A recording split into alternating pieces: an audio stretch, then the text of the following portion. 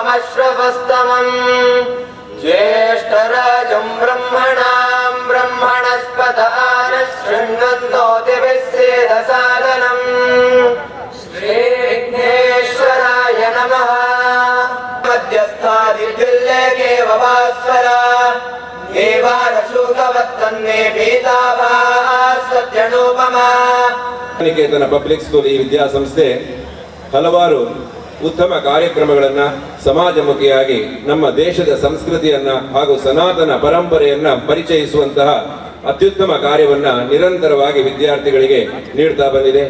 ಹಾಗಾಗಿ ಪೋಷಕರು ಕೂಡ ಇದರ ಸದುಪಯೋಗವನ್ನು ಪಡೆಯಬೇಕು. ತಮ್ಮ ಮಕ್ಕಳ ಪ್ರತಿಭಾ ಪ್ರದರ್ಶನವನ್ನು ನೋಡಿ ಆನಂದವನ್ನ ಹೊಂದಬೇಕು. ನಮ್ಮ ದೇಶದ ಆ ದರ್ಶನವನ್ನ ಈ ಮಕ್ಕಳ ಪ್ರತಿಭೆಯ ಮೂಲಕವಾಗಿ ಮಾಡಿಕೊಳ್ಬೇಕು ಎನ್ನುವಂತಹ ಉದ್ದೇಶದಿಂದ ನಿರಂತರವಾಗಿ ನಮ್ಮ ವಿದ್ಯಾಸಂಸ್ಥೆ ಈ ಕಾರ್ಯಕ್ರಮವನ್ನು ನಡೆಸ್ತಾ ಬಂದಿದೆ.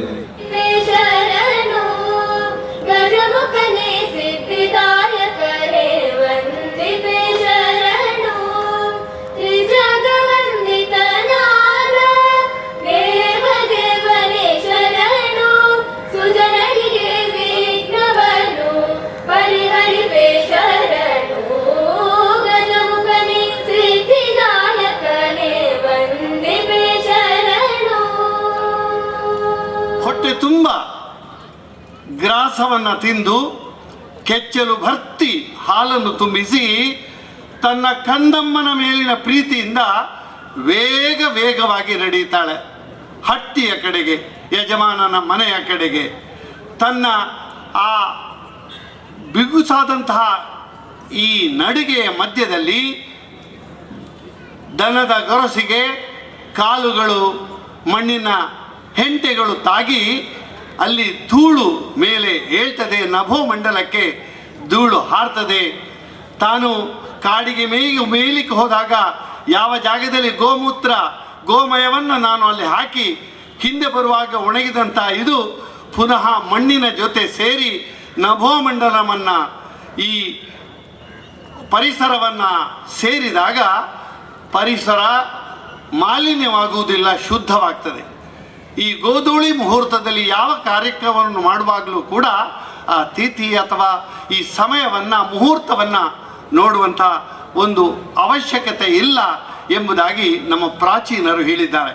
ಬಂಧುಗಳೇ, ಕಳೆದ 26-27 ವರ್ಷಗಳಿಂದ ಮಂಗಳೂರಿನಲ್ಲಿ ಶಾರದಾ ವಿದ್ಯಾಲಯ ಎನ್ನುವಂತಹ ಒಂದು ಸಂಸ್ಥೆ ಆರಂಭವಾಗಿ ತದನಂತರ ಶಾರದಾ ಪ್ರಿ ಯೂನಿವರ್ಸಿಟಿ ಕಾಲೇಜು, ಅನಂತರ ಈ ತಲಪಾಡಿಯಲ್ಲಿ ಶಾರದಾ ವಿದ್ಯಾನಿಕೇತನ ಎನ್ನತಕ್ಕಂಥ ವಸತಿ ಶಾಲೆ ಮತ್ತು ಡೇ ಬೋರ್ಡಿಂಗ್ ಶಾಲೆ, ಶಾರದಾ ಪ್ರಥಮ ದರ್ಜೆ ಕಾಲೇಜು, ಕಳೆದ ವರ್ಷ ಆಯುರ್ವೇದ ಆಸ್ಪತ್ರೆ, ಮುಂದಿನ ವರ್ಷ ಆಯುರ್ವೇದ ಕಾಲೇಜು, ಪ್ರಕೃತಿ ಚಿಕಿತ್ಸಾ ಕಾಲೇಜುಗಳನ್ನು ಆರಂಭಿಸತಕ್ಕಂಥ ಒಂದು ಕನಸನ್ನು ಈ ಸಂಸ್ಥೆ ಹೊಂದಿದೆ.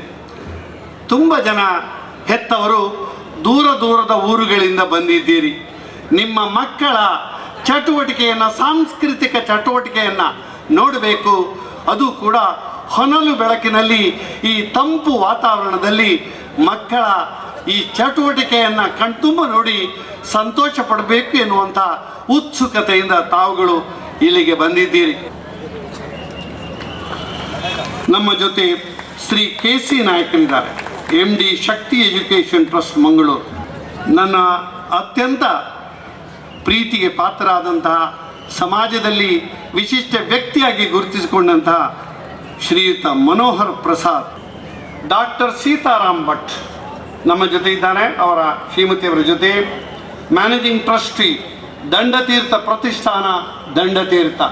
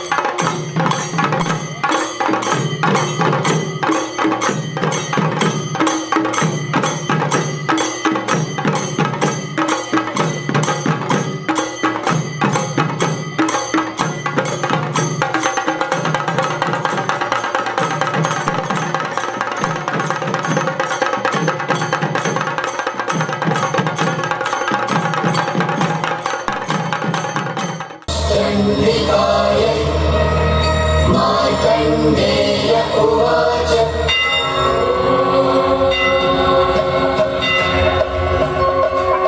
प्रथमं शैलपुत्रीति द्वितीयं ब्रह्मचारिणी तृतीयं चन्द्रघण्टेति कुष्माण्डेति चतुर्थकं पञ्चमं स्कन्दमातेति षष्ठं कात्यायनी तथा सप्तमं कालरात्रीति महागौरीति च अष्टमं नवमं सिद्धिदात्री च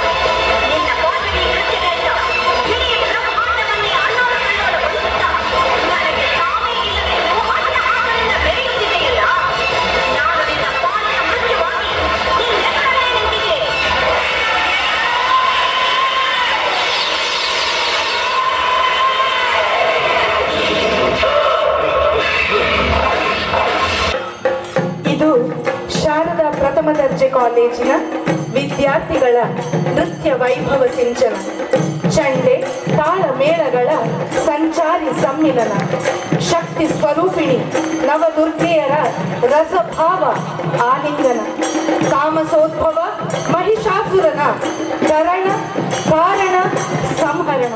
ಅಬ್ದುಲ್ಲಾ ಸಿದ್ದಿಕ್ ತಾಲೂಕ್ ಪಂಚಾಯತ್ ಮೆಂಬರ್ ಕೂಡ ನಮ್ಮ ಜೊತೆ ಇದ್ದಾರೆ. ಅವರನ್ನು ಈ ಸಂದರ್ಭದಲ್ಲಿ ಅತ್ಯಂತ ಪ್ರೀತಿ ಆಧಾರದ ಸ್ವಾಗತ ಮಾಡ್ತೇನೆ.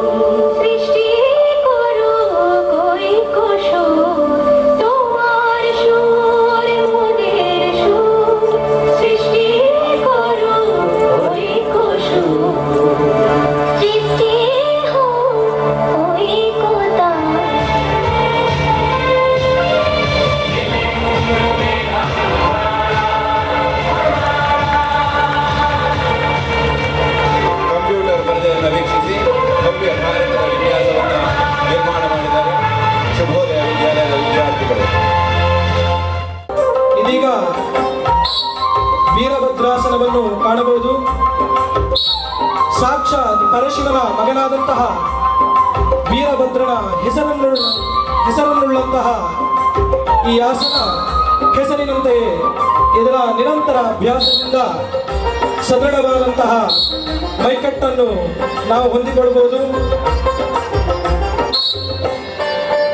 ಹಾಗೆ ಸ್ಥಿರಂ ಸುಖಂ ಆಸನಂ ಅಂದರೆ ಯಾವುದರಿಂದ ನಮಗೆ ಸುಖ ಮತ್ತು ಹಿತ ಉಂಟಾಗುವುದು ಅದೇ ಯೋಗ ಅಂತ ಹೇಳಿದ್ದಾರೆ.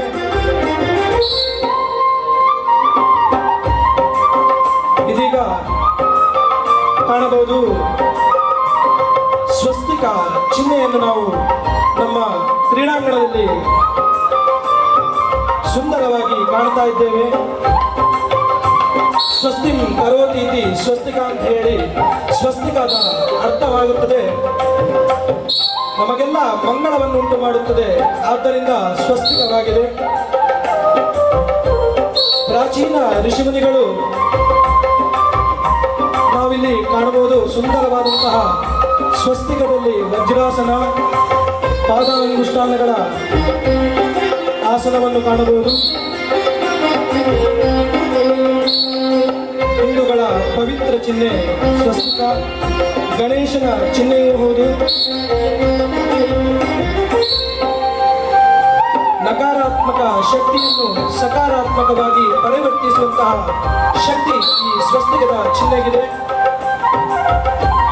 ದರ್ಶನಂ ಪಾಪನಾಶನಂ ಎಂಬಂತೆ ಸ್ವಸ್ತಿಕದ ದರ್ಶನ ಮಾತ್ರದಿಂದ ನಮ್ಮ ಪಾಪವೆಲ್ಲ ದೂರವಾಗಿ ಶುಭ ಫಲಗಳು ಪ್ರಾಪ್ತಿಯಾಗುತ್ತವೆ. ಇದೀಗ ನಕ್ಷತ್ರದ ಆಕೃತಿಯನ್ನು ಕಾಣಬಹುದು. ಹಿಂದೂಗಳ ಪವಿತ್ರವಾದಂತಹ ನಕ್ಷತ್ರ ಭಾರತೀಯ ಕಾಲಗಣನೆಯ ಗ್ರಹ ನಕ್ಷತ್ರಗಳ ಆಧಾರದ ಮೇಲೆ ನಿಂತಿದೆ. ಪಂಚ ಅಂಗಗಳಲ್ಲಿ ಒಂದಾದಂತಹ ಅಂಗ ನಕ್ಷತ್ರ ಪ್ರತಿಯೊಂದು ಮನುಷ್ಯನ ಭೂತ ಭವಿಷ್ಯತ್ತುಗಳನ್ನು ತಿಳಿಯಲು ಸಹಕಾರಿಯಾಗಿದೆ. ಈ ನಕ್ಷತ್ರಗಳು ಶೀರ್ಷಾಸನವನ್ನು ಕಾಣಬಹುದು. ಧ್ರುವ ಎಂಬ ಬಾಲಕ ಸಾಕ್ಷಾತ್ ಭಗವಂತನನ್ನು ಒಲಿಸಿ ನಕ್ಷತ್ರದ ಸ್ಥಾನವನ್ನು ಅಲಂಕರಿಸುತ್ತಾನೆ, ಅದೇ ಧ್ರುವ ನಕ್ಷತ್ರ. ಇಂದಿಗೂ ಕಾಣಬಹುದು ಧ್ರುವ ನಕ್ಷತ್ರವನ್ನು. ಇದೀಗ ಹೂವಿನ ಆಕೃತಿಯನ್ನು ಕಾಣ್ತಾ ಇದ್ದೇವೆ. ಹೂವು ಪ್ರಕೃತಿಯ ಕೊಡುಗೆ. ಹೂವಿನ ಅಂದ ಚೆಂದಕ್ಕೆ ಮರುಳಾಗದವರು ಯಾರೂ ಇಲ್ಲ. ಕೆಲವು ಪವಿತ್ರ ಹೂಗಳಿಗೆ ಪರಮಾತ್ಮನ ಮುಡಿಯನ್ನು ಏರುವಂತಹ ಸೌಭಾಗ್ಯ ದೊರೆಯುತ್ತದೆ. ಪ್ರತಿಯೊಂದು ಹೆಸರುಗಳಲ್ಲಿಯೂ ಶೀರ್ಷಾಸನವನ್ನು ಕಾಣ್ತಾ ಇದ್ದೇವೆ. ಶೀರ್ಷಾಸನದ ನಿರಂತರ ಅಭ್ಯಾಸದಿಂದ ಜನ್ಮ ಜನ್ಮಾಂತರಗಳ ಸ್ಮೃತಿ ನಮಗೆ ಪ್ರಾಪ್ತಿಯಾಗ್ತದೆ.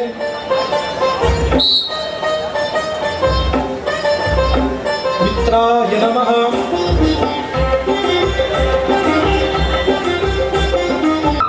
ತಮ್ಮ ತಪೋಬಲದಿಂದ ತಮ್ಮ ಆತ್ಮಬಲದಿಂದ ಗೋಪುರದ ನಿರ್ಮಾಣವನ್ನು ರಚಿಸ್ತಾ ಇದ್ದಾರೆ ನಮ್ಮ ವಿದ್ಯಾರ್ಥಿಗಳು. ರಾಮ ಮಂದಿರದ ನಿರ್ಮಾಣ, ರಾಮ ನಮ್ಮೆಲ್ಲರ ಕನಸು. ಅಯೋಧ್ಯೆ ರಾಮ ಮಂದಿರ ನಿರ್ಮಾಣ ಆಗಲಿ ಹೇಳಿ ನಾವೆಲ್ಲ ಬಯಸ್ತಾ ಇದ್ದೇವೆ. ನಮ್ಮ ಶಾರದಾ ಸಂಸ್ಥೆಯಂತೆ ಎಲ್ಲ ಶಾಲೆಗಳು ಯೋಗವನ್ನು ಕಡ್ಡಾಯಗೊಳಿಸಲಿ. ಭವ್ಯ ಭಾರತದ ನಿರ್ಮಾಣ ಕಾರ್ಯದಲ್ಲಿ ನಮ್ಮೆಲ್ಲ ವಿದ್ಯಾರ್ಥಿಗಳು ಆಧ್ಯಾತ್ಮಿಕ ಹಾಗೂ ದೈಹಿಕವಾಗಿ ಸದೃಢರಾಗಲಿ. ನಮ್ಮೆಲ್ಲರ ಕನಸು ನನಸಾಗಲಿ.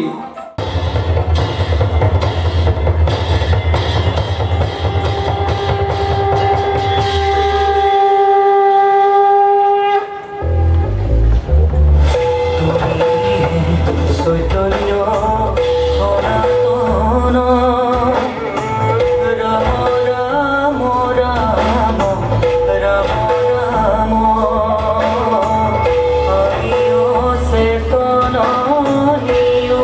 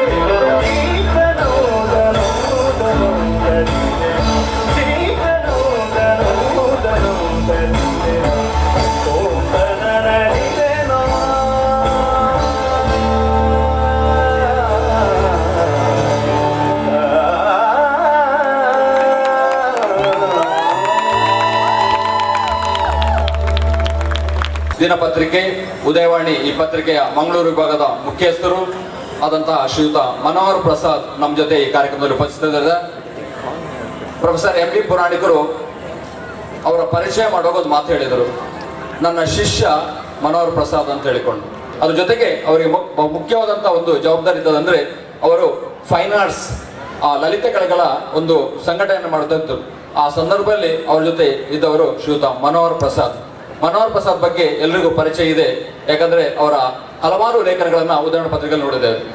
ಶಾರದಾ ವಿದ್ಯಾಸಂಸ್ಥೆಗೂ ಮನೋಹರ್ ಪ್ರಸಾದ್ಗೂ ಪ್ರೊಫೆಸರ್ ಎಂ ಬಿ ಪುರಾಣಿಕರು ಅವಿನಾಭಾವ ಸಂಬಂಧ ಕಳೆದ ಹಲವಾರು ವರ್ಷಗಳಿದೆ. ಇವತ್ತು ನಮ್ಮ ಜೊತೆಗೆ ಈ ಕಾರ್ಯಕ್ರಮದಲ್ಲಿ ಭಾಗಿಯಾಗಿದ್ದಾರೆ, ಹಲವಾರು ಕಾರ್ಯಕ್ರಮ ನಿರೂಪಣೆ ಮಾಡಿದ್ದಾರೆ. ಅದ್ರ ಜೊತೆಗೆ ಇಂತಹ ಹಲವಾರು ಕಾರ್ಯಕ್ರಮಗಳನ್ನ ಈ ರಾಜ್ಯದಲ್ಲಿ ದೇಶ ವಿದೇಶದಲ್ಲಿ ಅವರನ್ನ ಕಾರ್ಯಕ್ರಮಗಳನ್ನ ನಿರೂಪಣೆ ಮಾಡಿದಂತ ಶ್ರೀಯುತ ಮನೋಹರ್ ಪ್ರಸಾದ್ ನಮ್ಮ ಜೊತೆ ಇದ್ದಾರೆ. ಎಲ್ಲರೂ ಜೋರಾದ ಕರಚಾಲದೊಂದಿಗೆ ಅವರನ್ನ ಮತ್ತೊಮ್ಮೆ ಈ ಕಾರ್ಯಕ್ರಮ ಸ್ವಾಗತಿಸುತ್ತಾ ಅವರಿಂದ ಎರಡು ಮಾತುಗಳನ್ನ ನಾವು ನಿರೀಕ್ಷೆ ಮಾಡ್ತೇವೆ. ಶ್ರೀಯುತ ಮನೋಹರ್ ಪ್ರಸಾದ್ ಅವರಿಂದ. ನಿಮ್ಮಲ್ಲಿ ನೀವು ನನ್ನಲ್ಲಿ ಅಂದುಕೊಂಡರೆ ಎಂತಹ ರೋಮಾಂಚ. ನಾನು ಧನ್ಯನಾಗಿದ್ದೇನೆ, ನಾನು ರೋಮಾಂಚಿತನಾಗಿದ್ದೇನೆ.